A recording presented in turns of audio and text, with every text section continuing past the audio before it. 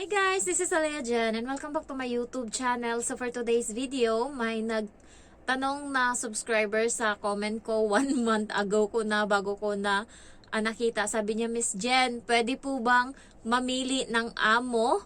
Ayan, kapag nag-apply ka sa Hong Kong as domestic helper. So guys, ako is namili din ng amo. So pero kailangan mapili ka din ng amo. Ayan, ganyan. So unang-una, yes, pwede. Kaya ang kailangan mong gawin is magpa-interview ka ng magpa-interview sa napakaraming agency sa Maynila. Kung sa Maynila ka lang, doon magpa-interview ka ng magpa-interview.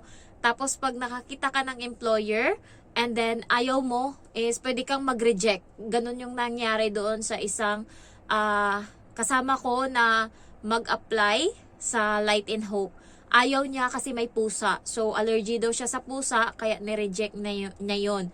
January pa siya nag-reject, March kami nag-apply, March wala pa siyang kasunod na employer. So kung hindi ka nagmamadali, pwede kang mamili. Totoo yan. So, kaso inip siya kasi nga wala nang sumunod na in-interview siya or nagpa-interview sa kanya or in-interview siya. So, nireject niya yun nung January, nag-antay siya hanggang March, wala nang mga sumunod na i-interviewin siya na prospective employer, kaya nag-apply siya uli sa ibang sa ibang ka-tie-up na agency ng Light and Hope, kasi parang 4 na agency yung hawak ng Light and Hope dito sa Hong Kong. Ang alam ko lang is yung Asia Selective kay Ma'am Donna, tapos yung isa dyan si Miss Karen, nakalimutan ko na. Pero doon medyo maraming mga salbahing amo sa kanya. Ang pinakamaganda dyan sa lahat ng mga agency na ka-tie up is yung kay Ma'am Donna, Asia Selective. Tapos yung isa is GC, so ba yun? Ayan, so yan yung isa pa. Hindi ko lang alam yung isa pa na agency, pero magpa-interview ka lang ng magpa-interview. Yes, pwede kang mamili ng amo, pero siguraduhin mo na hindi ka nagmamadali. Yung iba kasi, talagang gusto nang umalis ng bansa, nabaon na sa utang, ganyan. Kaya ginagrab na lang kung anong amo yung nandyan. Wala na silang time para mamili kasi nga, gahul na. Ayan, hindi mo alam kung kailan yung susunod mo na interview ng employer. Kaya, wala nang arte-arte yung iba. Kuha na lang ng kuha. Kasi pagdating mo dito sa Hong Kong, guys, kung hindi mo gusto yung amo mo, pwede kang mag-apply dito. Tapos dito ka na maghanap ng amo kung gusto mo talaga na makalayas ka muna ng Pilipinas. Tapos pagdating mo dito sa Hong Kong, dito ka na mag-apply. Mag-apply ka muna ng mag-apply dito habang hindi ka pa nag-break sa amo mo. Tapos pag may nakuha ka ng employer sa bago mong in-applyan, kasi maraming agency dito sa Hong Kong, kaya hindi ka mauubusan dito ng amo kasi marami. Makakakuha ka. Kahit break contract dito, pwede. Kapag sa Pinas, pag break contract ka, mahirap kang makakuha ng amo. Pag dito, marami kang chances. Ayan. So, dito ka na maghanap or dito ka na mamili ng amo. Sa Pilipinas, huwag ka muna mag-reject kung wala ka namang Ako, nag-reject ako ng isa. Pero yun, hindi ko muna nireject nung una. Kasi yung Kings, January ata ako nag-apply. Katapusan. Tapos binaliwala ako kasi nagpasa ako ng photo and video. Tapos sinin lang ni Miss Rhea yung photo and video ko. Walang comment kung approve ba yung photo ko, yung video ko. Pinalo up ko ngayon kasi sinin lang. Tsaka pa ako nireplyan ng sabi sa akin, ulitin ko daw yung yung video ko kasi daw hindi daw maganda. Kailangan daw maganda yung kuha. So inulit ko uli. Ayan. Tapos umokay na siya. Ayan. Pagkatapos, January ko pa yun pinasa. March na, wala pa. Ngayon, nag-apply ako sa Asia, sa Light and Hope ng first week of March ata, March 14. Ayan, nag-apply ako. Tapos, natanggap ako sa unang interview, pero mag 2 weeks na ata. Ayan, ikasaktong 2 weeks. Sabi ko, walang nangyari. Ulitin natin. So, na-challenge ako kasi nag-post yung Light and Hope na meron silang personal interview ng agency sa Hong Kong. Sabi ko, subukan ko nga yung personal. Kasi, pumapasa ako sa mga interview sa Kings Manpower. Pumasa ako ng walang kahirap-hirap sa interview doon. Tapos, yung unang salang ko ng interview sa Light and Hope, pumasa din ako na nilaban pa ng agency ng Hong Kong kahit pandak ako. Pinush talaga na matanggap ako or makuha niya ako para masama sa ipapahanap niya ng amo dito sa Hong Kong. Tapos sabi ko, gusto ko yung ma-challenge ako. Ito personal. Gusto ko to kung ano talaga yung mangyayari. So, tinry ko. Naalala ko, March 14 ako niyan. So, ibig sabihin, March 7 ata ako nag-apply nung una. So, March 14, sabi ko, ito na yun. So, nung una, ayan, ginanahan ako sa interview. Tapos, natanggap ako. And then, nakita doon yung picture. Natuwa yung amo ko sa akin sa picture ko. Kasi, ako lang yung bukod tangi na naalala ko pa din kasi kung ano yung turo sa akin na kailangan nakaganyan yung kamay kapag pinipicturan. Sabi kasi ng yung Chinese si Miss Donna, sabi niya, tayo ka dyan kasi kuhanan kita ng picture gamit yung cellphone niya. So, yung iba naka-straight lang. Ako naalala ko, sabi kasi sa amin, pag nag-picture, ganto daw dapat, sabi sa King. So, nagulat si Miss Donna, ako lang yung nagganon, na hindi naman niya ako utusan na gawin yun. So, parang doon pa lang, plus points na ako. Kaya nirecommend niya ako sa amo ko na ito yung kunin mo kasi nafe-feel ko na mabait siya, na ganto, hardworking siya, na madali siyang turuan. So, parang nirecommend niya ako sa amo ko kasi close sila eh. Mula sa nanay hanggang sa mga anak ng amo ng kapatid ng amo ko, lahat doon kumukuha ng katulong. So, ayun, na-interview ako, tapos pumasa, tapos, March 25 ako na-hire dito sa amo ko. March 22,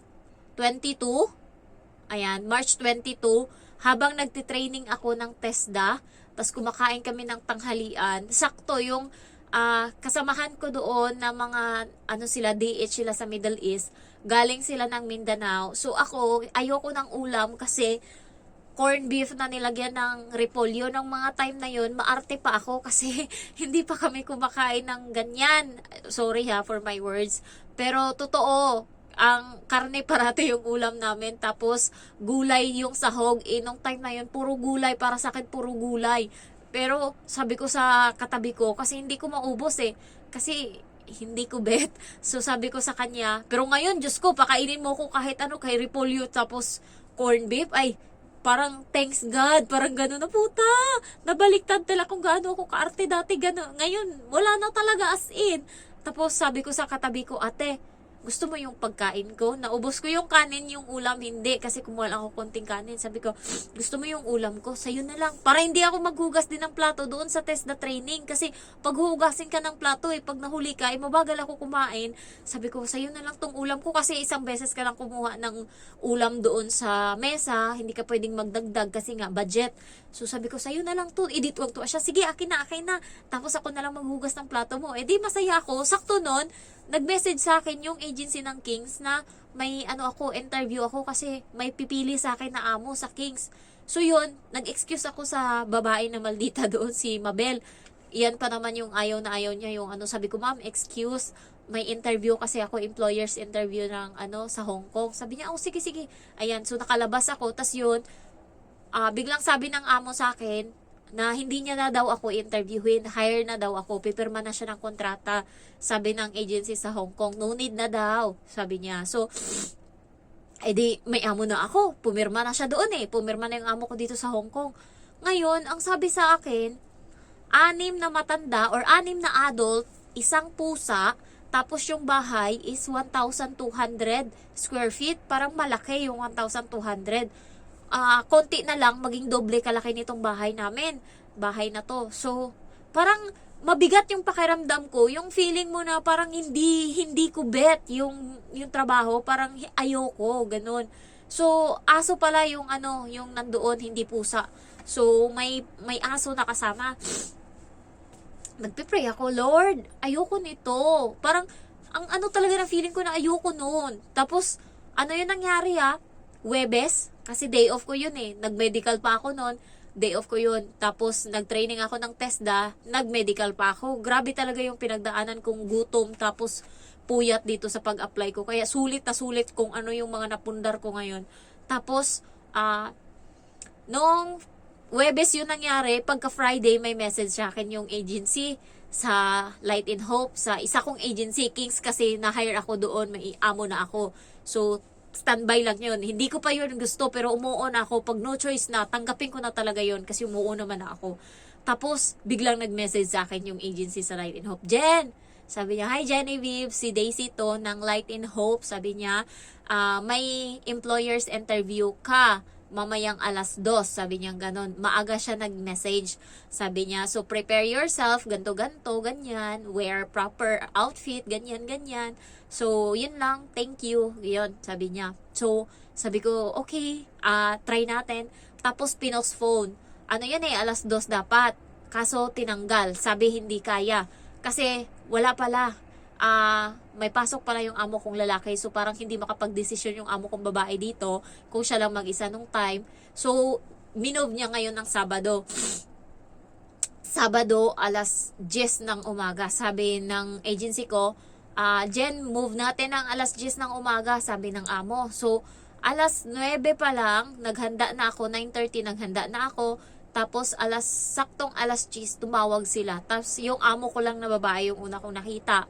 Tapos, interview kami. Sa kalagitnaan ng interview, tinanong ko kung ano yung name niya, kung ilang member ng family. Doon niya sinabi na, by the way, this is sir. Tapos, pinakita niya yung mukha ng amo kong lalaki. Tapos, sabi ko, hi sir. Sabi ko, good morning. Tapos, tumawa ko.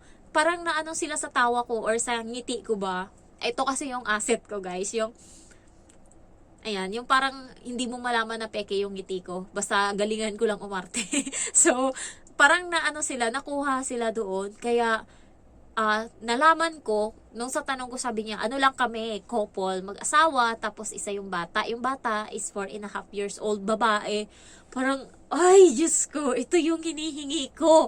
Ito yung pinipray ko. Doon ko na talagang ginalingan, pinush ko. Tapos yung huling huling baraha ko na sinabi ko, if you hire me as your domestic helper, I promise that I will treat your child as my own sister. Una sabi ko as my own daughter, pero binago ko as my own sister. Kasi parang daughter, parang kinukuhanan ko na siya ng karapatan na maging nanay. Parang ganon. So, parang pinapalitan ko na siya. Kaya sabi ko, little sister. Sabi ko ganon. Parang, yun yung last na parang sumugal na yung amo ko sa akin. So, natapos kami mag-alas 11. Tapos, nagsusorry pa ako sa kanila kasi yung mga kapitbahay namin, puro, putang ina mo, ganyan-ganyan, yung as in, squatter talaga. As in, tapos may mga naglalakad, nakahubad, ganyan. Tapos may mga tilaok ng manok, ganyan. Kaya nagtanong yung amo ko lalaki, may manok kayo dyan? Sabi ko, no sir, it's our neighbor's roaster. Sabi ko, ganon. Tapos, okay. Tapos, ayun na, nung 2:00 na, hinire na ako. Sabi na, ikaw yung napili ng employer na maging helper nila. So, nung na-hire na ako, minessage ko ngayon yung Kings, give up ko yun kasi mabigat yung loob ko dun eh. Sabi ko, ma'am, hindi na ako tutuloy kasi kailangan kong umuwi ng probinsya kasi may emergency doon. Tapos sabi ng agency ng Hong Kong, kasi yung Hong Kong mismo na agency yung piniim ko, ayoko sa Kings kasi sa Pinas, kasi mga abnormal yung mga nandoon eh. Tapos, biglang sabi niya, bibigyan pa kita ng 1 linggo para mag-isip. Hindi ko muna tatanggalin yung application na to. Sabi niya, talagang hindi ko muna asikasuhin mo muna yung dapat mo diyang asikasuhin. Bibigyan kita ng 1 week. Tapos, bibigyan kita ng 1 week na magdesisyon kung itutuloy ba natin yung pag-cancel ng kontrata na pinirmahan or ganon-ganon. Pero sabi ko, final na yung decision ko, hindi na. Kasi nung time na yon, final na ako dun sa isang amo. Kaya yun, nakapili ako, awa ng Diyos. Kung ano kasi yung pakiramdam, pray nyo din guys. Kailangan din ng prayer. Kasi ako, parati akong sa Quiapo nung nagpipray talaga ako na, Lord, bigay mo naman yung matino na amo sa akin. Kasi, hindi ko alam kung ano yung mangyayari sa akin. Hindi ako marunong sa pagplansya. Lahat ako marunong sa gawaing bahay. Sa totoo lang, promise. Yung nagpaplansya ng damit ko, yung kuya ko. Kasi, kung ako, sunog yan. Full agad yung plansya, hindi pala ganun. So, wala talaga akong alam. Pero thank you ngayon. Kaya ko nang linisin yung CR ng sobrang linis. Alam nyo, priority ko talagang malinis sa bahay yung CR. Lalong-lalo yun na yung bowl. Parang ang sarap umupo. kapag malinis siya. Kaya yan yung priority ko ngayon. So, yun, malaking din sa akin na naging katulong ako kasi kung gaano ako katama dati, na big achievement ko na yung makahugas lang ako ng plato sa buong araw. Parang ang laking pakinabang na nagawa ko kapag nakahugas ako ng plato. Compare ngayon na kaya ko nang gawin ng lahat ng bagay. As in, I'm so proud of myself. So, ayun lang guys. Thank you for watching and I love you all. Bye-bye.